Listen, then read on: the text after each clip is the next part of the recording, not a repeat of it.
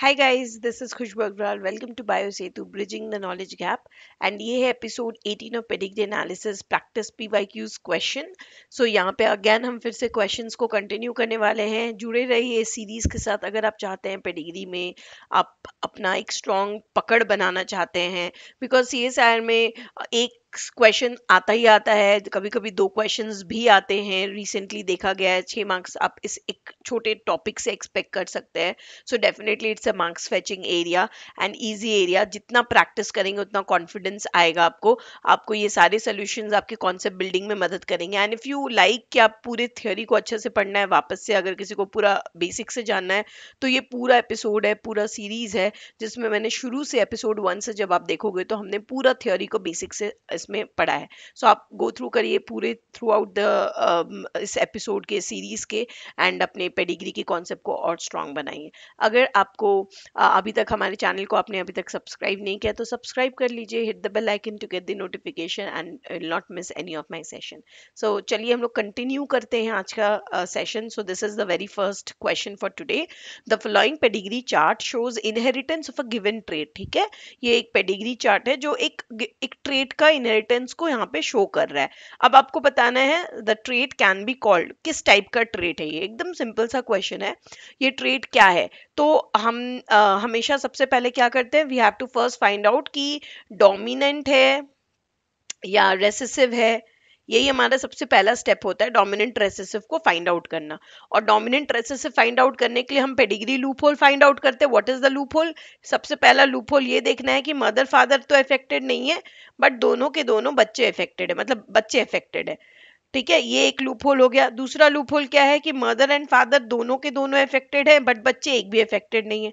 सो ये हमारा loop hole होता है जो हमको ये फाइंड आउट करने में मदद करता है कि वेदर डोमिनेंट ट्रेट है या रेसेसिव ट्रेट है। तो यहाँ पे हमें एक ऐसा लूप होल दिख रहा है जहाँ पे parents are affected but the childrens are not affected. और जब भी ऐसा कंडीशन होता है, ये रेसेसिव में कभी भी पॉसिबल नहीं हो सकता, बिकॉज रेसेसिव अलील में दो अलील की आवश्यकता पड़ती है एक्सप्रेस करने के लिए खुद को। और दो रेसेसिव अलील अगर पेरेंट के पास होंगे तो वो तो बच्चों को वही देने वाले हैं, बिकॉज पेरेंट से ही अलील आएगा। सो बच्चे 100% अफेक्टेड होने चाहिए। सो यानी कि ये डोमिनेंट में रेसेसिव में पॉसिबल ही नहीं है। ये डोमिनेंट में पॉसिबल हो सकता है कि parents are heterozygous, they are having one dominant allele because of which वो अफेक्टेड हो गए हैं, बट वो अपने रेसेसिव अलील को अपने बच्चों को दे दिया, जिस कारणवश जो बच्चे हैं वो अफेक्टेड नहीं है and the kids are normal. दोनों के दोनों जो चाइल्ड है they are behaving normally and they are expressing normal. ठीक है, तो ये कैसा ट्रेट हो सकता है? ये डेफिनेटली हमारा डोमिनेंट कंडीशन है, रेसेसिव कंडीशन नहीं है। सो अगर डोमिनेंट कंडीशन है, रेसेसिव नहीं है, तो इसको हटा दे। सेक्स लिमिटेड तो है ही नहीं, बिकॉज अगर सेक्स लिमिटेड होता तो या तो मदर में एक्सप्रेस कर रहा होता या फादर में, मतलब या तो मेल या तो फीमेल, एक में लिमिट हो गया है वो सेक्स, पर यहाँ पे हमें दोनों में अफेक्टेड दिख रहा है, तो ये भी हटा देंगे। अब हम आते हैं कि भाई ये ऑटोसोमल डोमिनेंट है या एक्स लिंक्ड डोमिनेंट है। तो नेक्स्ट स्टेप हम कैसे करते हैं, हम मान लेते हैं कि एक्स लिंक्ड डोमिनेंट है and we try to justify X linked dominant की जितने भी क्राइटेरियाज है उसको फुलफिल करने की कोशिश करेंगे। और अगर वो फुलफिल हो जाता है मतलब वो एक्स लिंक्ड डोमिनेंट है, नहीं होता है मतलब वो ऑटोसोमल डोमिनेंट है। सो यहाँ पे हम देखते हैं, हमें एक कंडीशन देखने को मिल रहा है जहां पे एक फादर अफेक्टेड बट उसकी डॉटर अफेक्टेड नहीं है, फादर अफेक्टेड है बट डॉटर अफेक्टेड नहीं है। अगर ये एक्स लिंक डोमिनेंट होता और फादर के पास अगर वो एक्स डोमिनेंट ट्रेट है क्योंकि फादर अफेक्टेड है, तो फादर तो अपनी डॉटर को देगा ही देगा वो एक्स क्रोमोसोम, बिकॉज डॉटर के पास एक एक्स क्रोमोसोम फादर देता है, एक मदर देती है। एंड मदर चाहे रेसेसिव दे दे, बट अगर एक भी डोमिनेंट आ गया है जो कि फादर के पास है, तो वो डॉटर 100% अफेक्टेड हो जानी चाहिए थी। बट यहाँ पे डॉटर अफेक्टेड नहीं है, क्योंकि एक्स लिंक डोमिनेंट में हम ये पढ़ते हैं, if a father is affected with X linked dominant trait 100% daughter should be affected, जो यहाँ पे नहीं दिख रहा है। ठीक है, तो और दूसरा कंडीशन भी देख सकते हैं कि यहाँ पे हमें एक सन अफेक्टेड दिख रहा है, और अगर सन के पास ये एक्स डोमिनेंट क्रोमोसोम आया भी है तो वो मदर से ही आया होगा, और अगर मदर से आया तो मदर भी तो अफेक्टेड होनी चाहिए थे। तो एक्स लिंक डोमिनेंट का दूसरा क्राइटेरिया ये होता है कि अगर son is affected with X linked dominant trait 100% mother should be affected, जो कि नहीं है। मतलब ये एक्स लिंक डोमिनेंट ट्रेट नहीं है, ये 100% ऑटोसोमल डोमिनेंट है। सो दिस इज हाउ हमें डील करना होता है। आगे बढ़ते हैं दूसरे क्वेश्चन की तरफ। तो ये प्रोबेबिलिटी का क्वेश्चन है। The following pedigree show the inheritance pattern of a trait. यहाँ पे आपको एक ट्रेट का इनहेरिटेंस पैटर्न शो किया गया। You have to find out कि भाई ये ऑटोसोमल है या एक्स लिंक रेसेसिव है। अब देखिए यहाँ पर आपको डोमिनेंट रेसेसिव पता नहीं लगाना है, इसलिए डोमिनेंट रेसेसिव पता लगाने वाला लूप होल भी नहीं दिया गया है कहीं, क्योंकि आपको पता ही नहीं लगाना है सिंस ऑप्शन में सिर्फ रेसेसिव ही है एंड ये कंफर्म कर रहा है कि भाई ये तो रेसेसिव ट्रेट है। अब हमको ये पता लगाना है कि भाई रेसेसिव है वो तो ठीक है, बट एक्स लिंक रेसेसिव है या ऑटोसोमल रेसेसिव है। तो वही हम एक्स लिंक का क्राइटेरिया देख लेते हैं। एक्स लिंक का क्राइटेरिया अगर देखें तो एक्स लिंक में हम क्या कहते हैं कि भाई अगर एक्स लिंक ट्रेट में अफेक्टेड इंडिविजुअल का जब हम बात करते हैं तो हमें यहाँ पे दिख रहा है कि एक मदर अफेक्टेड है। अगर mother x linked recessive trait से अफेक्टेड है तो मदर के पास यानी दोनों के दोनों एक्स क्रोमोसोम में वो रेसेसिव अलील ही प्रेजेंट होंगे, दोनों के दोनों एक्स क्रोमोसोम में। और अगर मदर के पास दोनों के दोनों एक्स क्रोमोसोम में रेसेसिव है तो मदर अपने डॉटर सन को क्या देगी, वही एक्स तो देगी। मतलब सन 100% अफेक्टेड होने चाहिए, बट यहाँ पे हमें एक सन अफेक्टेड दिख रहा है, दूसरा अफेक्टेड नहीं है।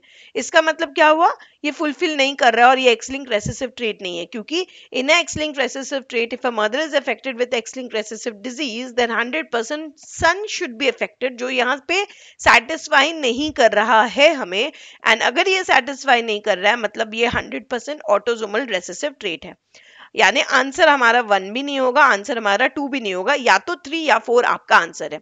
अब प्रोबेबिलिटी पता लगाते हैं। क्या क्वेश्चन है, from the following select the possible mode of inheritance, वो हमने पता लगा लिया, and the probability that the daughter in generation 3, so this is generation 1, this is generation 2 and this is generation 3, so this is generation 3, so daughter in generation 3 will show the trait, मतलब इस daughter का trait को show करने का, disease होने का क्या probability है, ये आपसे पूछा जा रहा है। तो ये कैसे निकालेंगे, अगेन हम देखेंगे। अगर डॉटर को डिजीज एक्सप्रेस करना है तो डॉटर के पास 2 रेसेसिव अलील आने चाहिए, और 2 रेसेसिव अलील कहाँ से आएगा, एक फादर से आएगा एक मदर से आएगा। फादर का तो एकदम ऑब्वियस सा बात है, क्योंकि फादर हमें अफेक्टेड दिख रहा है तो फादर के पास तो रेसेसिव है, उसमें तो कोई दिक्कत नहीं है। बट मदर हमें अफेक्टेड नहीं दिख रही है, तो अब हमें क्या पता लगाना है कि मदर कैरियर है या नहीं है, और है तो कैरियर होने का, नहीं भी है तो क्या चांसेस है उसके कैरियर होने का।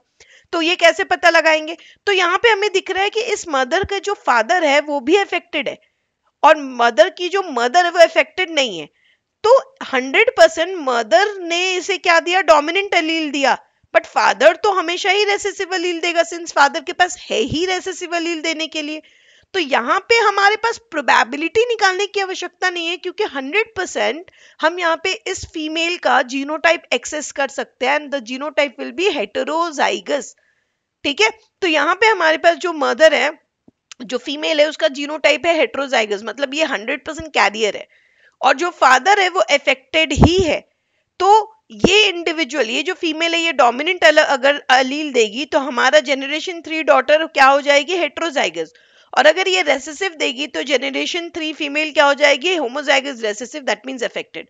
सो क्या चांसेस है उसके अफेक्टेड होने का, आउट ऑफ 2 1 चांसेस है कि वो अफेक्टेड हो, that means the probability will be half. So answer हमारा क्या हो जाएगा, 3 हो जाएगा।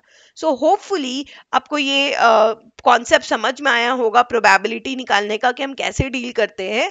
हमेशा आपको पता लगाना है जीनोटाइप। अगर जीनोटाइप 100% पता नहीं लगा सकते हैं तो आप कैरियर वगैरह का प्रोबेबिलिटी निकाल के फिर आप डिजीज होने का या नहीं होने का प्रोबेबिलिटी निकाल सकते हो, and then you can find out the total probability किसी भी ट्रेट के लिए। ठीक है, so I hope with this आपका कॉन्सेप्ट ऑफ पेडिग्री क्लियर हो रहा होगा। विद जैसे जैसे हम आगे बढ़ रहे हैं तो stay tune with this episode, because आगे आने वाले हैं और कई सारे एपिसोड्स जहाँ पे हम कंप्लीट PYQs सॉल्व करने वाले हैं पेडिग्री रिलेटेड।